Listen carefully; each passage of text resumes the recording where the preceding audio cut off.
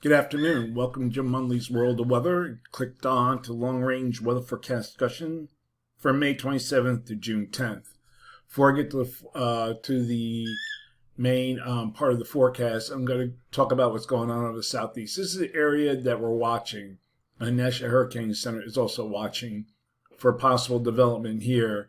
Whenever a low or something is over the Gulf Stream, you have to watch it. So this area that's forecast to develop into a coastal storm.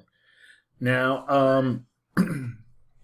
the way that the upper pattern is during this period, this is as we go into the weekend stuff, we have blocking going on here across in the pattern, and that will block its position. So the way this this pattern is will allow the storm system to move east.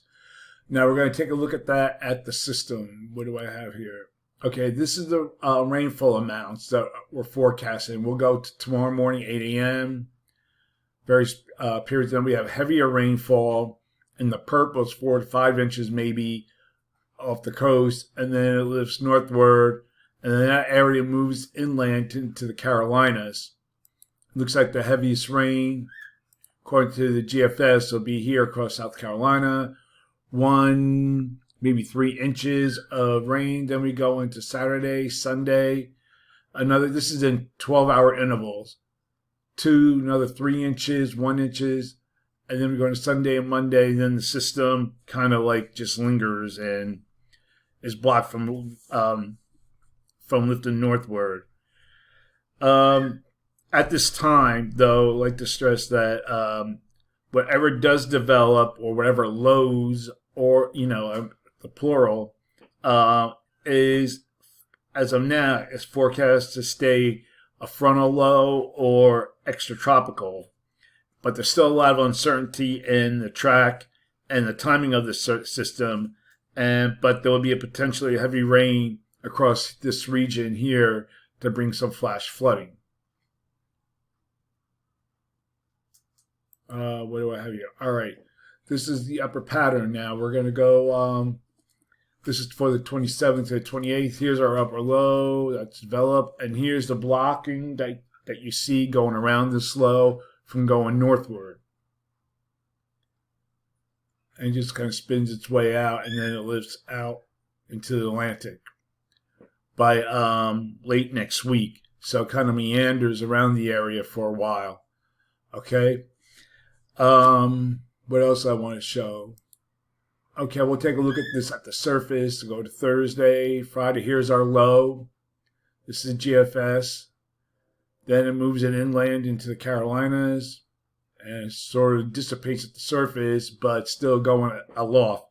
So now we're going to get to the main part of the forecast. This is for May 27th to the 31st. We go to the 27th. You see, this is what we have here. What do I have? Oh, okay. I had a different map. This is for the 27th to the 31st. And we have a trough here in the west. Zone of flow, almost zone of flow here across the northern states. Here's our upper low and a weakness across the southeastern Gulf of Mexico. But we're forecasting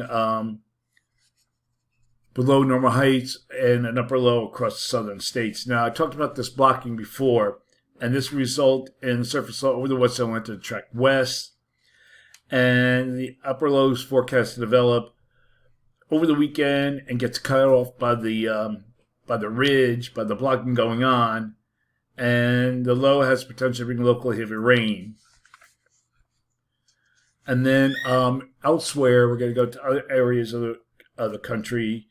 Showers and storms are forecast for the Great Basin and in the northern and central Rockies as moisture pools with several frontal boundaries this weekend and into early next week. You see we have some rain going on here.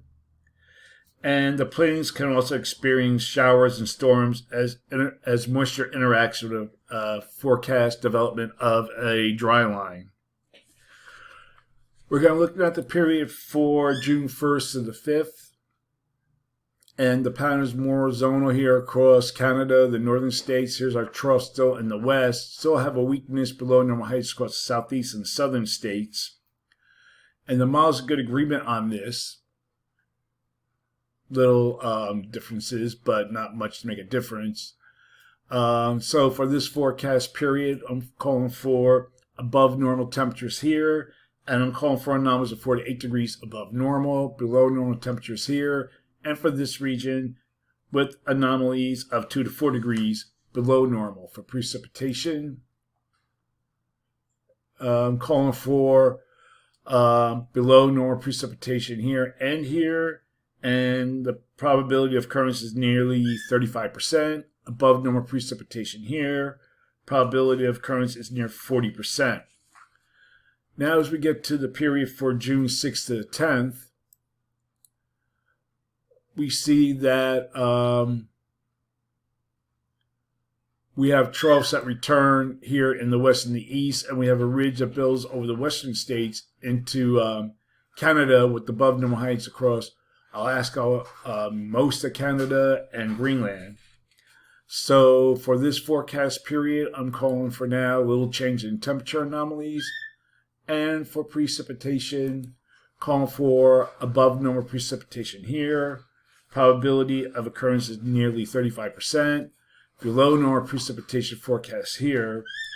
And the probability of occurrence is nearly 40%. So that's the long range weather forecast discussion from May 27th through June 10th. Thanks for coming, Jim Munley's World of Weather, and have a good day.